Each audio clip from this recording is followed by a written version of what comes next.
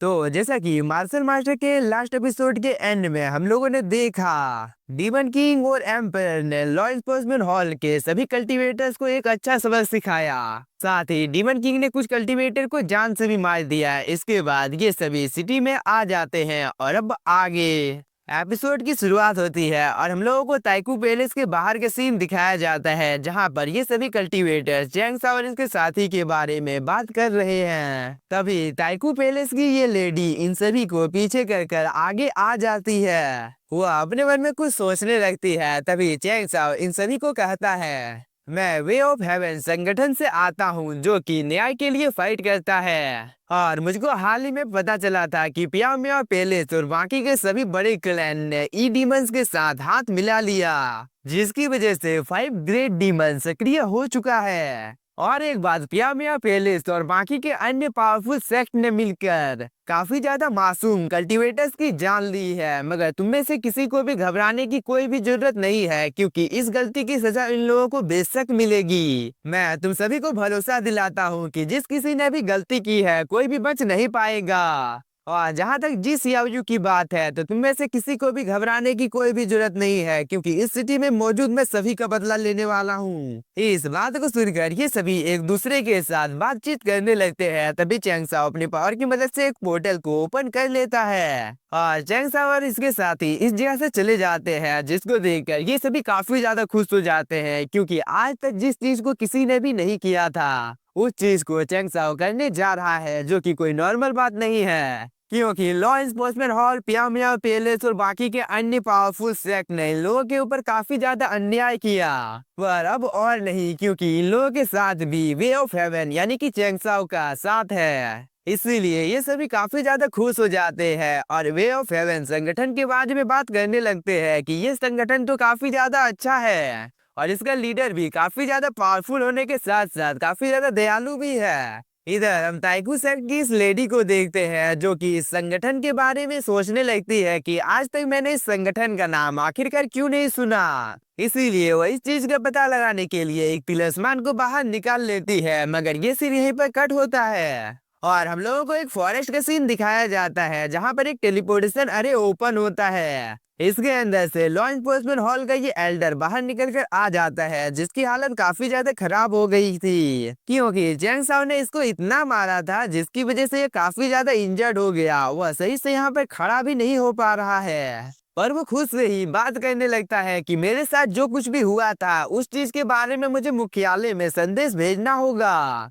क्योंकि मुझको भी नहीं पता है कि अचानक से ये नया संगठन कहां से आ गया, जो कि लोगों को न्याय दिलाने के बारे में इतनी लंबी चौड़ी बात करता है। और मेरे साथ उन सभी की ऐसा करने की हिम्मत कैसे हुई, यह कहने के बाद लॉ एन्फोर्समेंट हॉल का ये एल्डर काफी ज्यादा गुस्से में आ जाता है। वह बिना कोई टाइम जाया किए एक पंच जमीन पर दे मारता है, पर वो खुद को शांत करता है और वो कहता है मुझे जितनी जल्दी उसके मुख्यालय में इन सब बातों के बारे में बताना होगा। लॉ एन्फोर्समेंट हॉल का ये एल्डर ये सब कुछ सोचने के बाद अब यहाँ से जाने ही वाला था, पर तभी एंट्री होती है चैंग साओ की, जो कि कहता है तुम्हारा प्लान तो काफी ज्यादा अच्छा है, मगर तुम्हारी किस्मत काफी ज्यादा खराब है, क्योंकि अब जो तुम्हारे साथ होने वाला है उसके बारे में सोच कर तुम्हारी सांस पीढ़ी कांप जाएगी। इस बात को सुनकर लॉ एन्फोर्समेंट हॉल का ये एल्डर काफी ज्यादा शॉक हो जाता है और वो कहता है तुम आखिरकार मेरा पीछा करते हुए यहाँ तक कैसे पहुँच गए। चैंग साओ कहता है क्या तुम्हें ढूंढना सच में मुश्किल भी था, क्योंकि मेरे लिए तो ये काम काफी ज्यादा आसान है, क्योंकि तुम बस आगे आगे भाग रहे थे और मैं तुम्हारे पीछे पीछे। और मैं तुमको एक ऑफर देना चाहता हूँ, अगर तुम हम लोगों के सामने आत्मसमर्पण कर देते हो तो मैं तुम्हें जान से नहीं मारूंगा। और एक बात, क्या तुम्हें सच में लगा था कि तुम उस जगह से भागे थे या मैंने तुमको भागने दिया था, क्योंकि इस चीज के पीछे भी मेरा एक प्लान था, ताकि मैं लोगों को अपने संगठन के बारे में बता सकूं, जिसको मैंने बेशक पूरा कर लिया है। इसलिए अब क्या तुम मुझे बता सकते हो कि तुम आत्मसमर्पण करने के लिए तैयार हो या नहीं,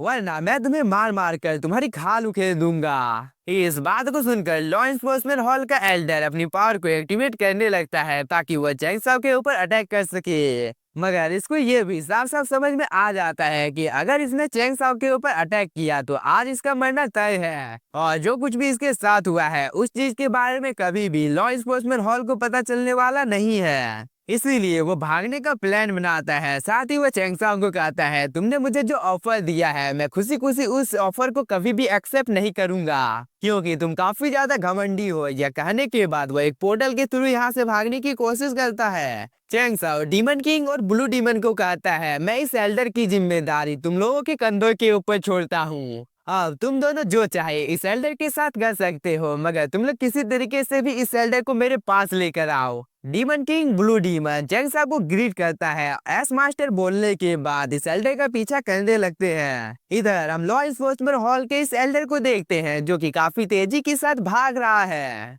और इसके जान में जान आती है, क्योंकि फाइनली इसे लगने लगा है कि इसने चेंग साओ को चकमा दे दिया। पर इसको आकर कौन समझाएगा कि डीमन किंग ने ऑलरेडी इसके ऊपर हमला कर दिया। और इस अटैक के ऊपर जब तक इस एल्डर की नजर पड़ती है तब तक काफी ज्यादा लेट हो जाता है, क्योंकि वह इस अटैक के अंदर में फंस जाता है और इसको कुछ भी समझ में नहीं आ रहा था कि आखिरकार इसके साथ हो क्या रहा है। इसीलिए वो अपने आसपास उस कल्टीवेटर को ढूंढने लगता है जिसने इसके ऊपर ये अटैक किया। पर बहुत ही ज्यादा ढूंढने के बाद डीमन किंग और ब्लू डीमन इसको कहीं पर भी नजर नहीं आते हैं। तभी ब्लू डीमन और डीमन किंग अचानक से इस जगह पर आ जाते हैं, जिसको देखकर लॉ इन्फोर्समेंट हॉल का ये एल्डर काफी ज्यादा डर जाता है, क्योंकि डीमन किंग और ब्लू डीमन ने पाम अटैक से इस एल्डर के ऊपर अटैक कर दिया, जिसको देखकर इस एल्डर की हालत काफी ज्यादा खराब हो जाती है। इसको पता था कि वह डीमन किंग और ब्लू डीमन का एक साथ सामना नहीं कर पाएगा, इसीलिए वह यहाँ से भागने की कोशिश करता है। मगर काफी ज्यादा मेहनत करने के बावजूद भी वह यहाँ से बाहर निकल नहीं पाता है। अब ये काफी ज्यादा डर जाता है, क्योंकि ये पाम अटैक इसके काफी ज्यादा नजदीक आ गया।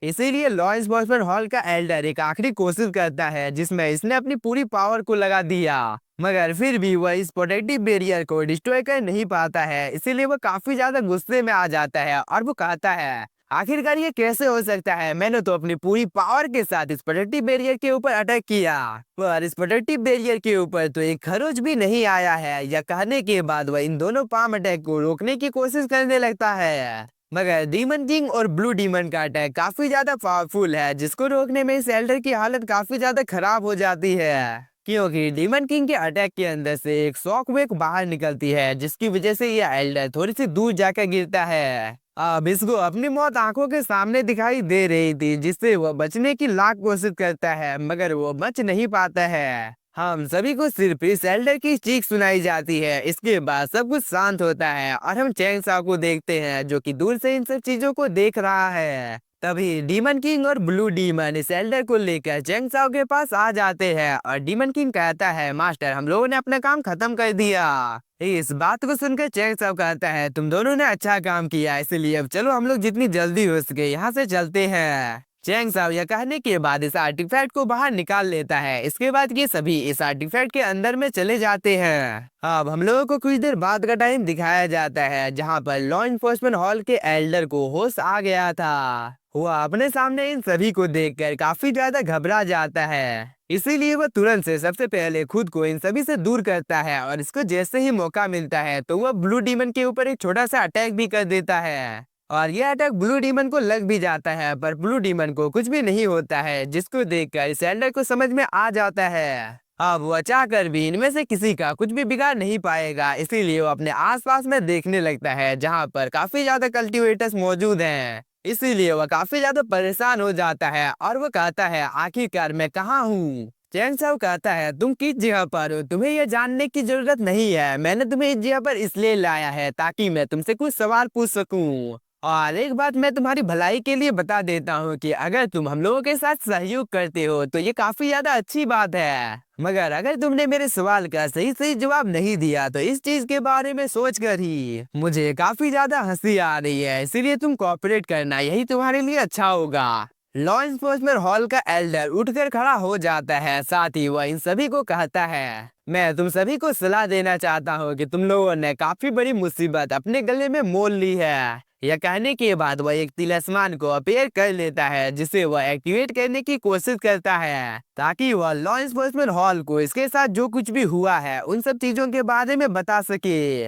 अब एल्डर को लगने लगता है कि इसका तिलिस्मान यहाँ से जा चुका है, इसीलिए वह काफी ज्यादा खुश हो जाता है और वो इन सभी को कहता है, लॉ इन्फोर्समेंट हॉल काफी ज्यादा पावरफुल है क्योंकि इसके पीछे में पियामिया पैलेस का हाथ है। इसीलिए तुम सभी ने काफी बड़ी गलती कर दी है। अगर तुम लोग अपनी जान को बचाना चाहते हो तो तुम सभी के लिए अच्छा यही होगा कि मुझे यहाँ से जाने दो। मगर ये क्या, इनमें से कोई भी कुछ नहीं कहता है। इधर हम इस तिलस्मार को देखते हैं जो कि पॉजिटिव बैरियर के साथ टकराने के बाद नीचे की ओर धीरे धीरे गिरने लगता है, जिसकी वजह से एक फनी सिचुएशन इस जगह पर क्रिएट हो जाता है। क्योंकि जब ये तिलस्मान इस एल्डर के एकदम नजदीक से गुजरता है तब इस एल्डर का फेस एकदम देखने लायक था, क्योंकि इसे तो भरोसा नहीं हो रहा था कि आखिरकार इसके तिलस्मान के साथ हुआ तो हुआ क्या। तभी चेंग साओ कहता है, तुम यहाँ पर अपने पावर को वेस्ट करना बंद करो, क्योंकि मैं तुम्हारी जानकारी के लिए बता देता हूँ कि तुम चाहे अपनी एरी चोटी का ही जोर भले ही क्यों ना लगा लो, मगर तुम यहाँ से बाहर निकल नहीं सकते हो। इसलिए तुम्हारे लिए अच्छा यही होगा, मैं तुमसे जो कुछ भी पूछ रहा हूँ उन सभी चीजों का जवाब तुम सही सही दो, क्योंकि मेरी मर्जी के बगैर इस जगह पर एक पत्ता भी नहीं हिलता है। अब तुम किसी को कोई संदेश भी नहीं भेज सकते हो, ना ही तुम्हें कोई यहाँ पर बचाने के लिए आने वाला है।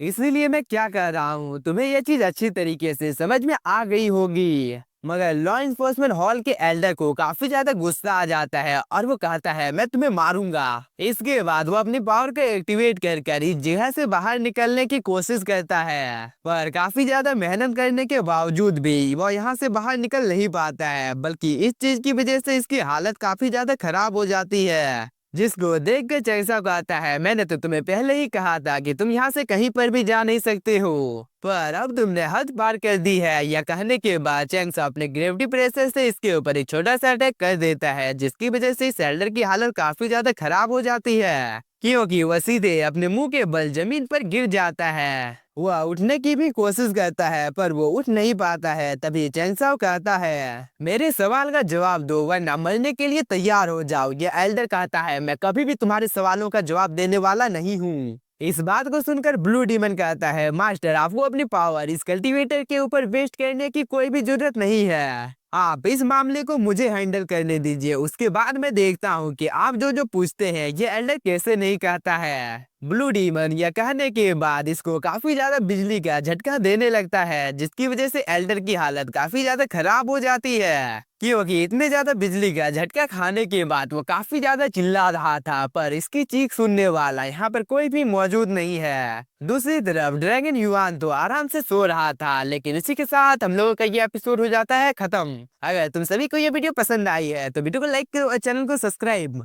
और क्या मैं न्यू एनिमी सीरीज को एक्सप्लेन करना शुरू कर सकता हूँ तो प्लीज मुझे कमेंट करके बताओ। Thank you for watching.